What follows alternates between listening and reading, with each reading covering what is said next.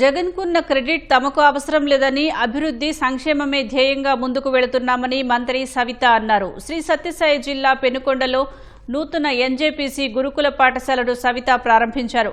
రాష్ట్రంలో ఒకేసారి 10 ఎన్జేపీసీ గురుకుల పాఠశాలలను సీఎం మంజూరు చేయడం సంతోషంగా ఉందని మంత్రి తెలిపారు.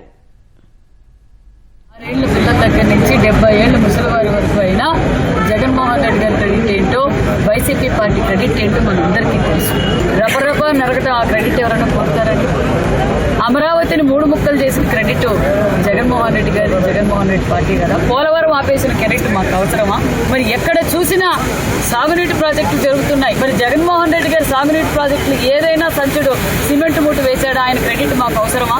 భోగాపురం ఎయిర్పోర్ట్ లో మరి ఎర్ర బస్సు కూడా రాని చోట ఏరు బస్సు అవసరమా అని ప్రత్యక్షంగా జగన్మోహన్ రెడ్డి గారు లైవ్ స్పీచే మనం విన్నాం. క్రెడిట్ కు చోరీకి కేర్ ఆఫ్ అడ్రస్ ఆ పార్టీ. వాళ్ళ ఉనికి కోసం వాళ్ళు ఏం మాట్లాడుతున్నారో తెలుసు. ఈ రోజు భారతదేశంలోనూ అభివృద్ధిలో పరుగులు పెట్టే క్రెడిట్ కూటమి ప్రభుత్వానికి ఉందన్న విషయం కూడా తెలియజేస్తుంది.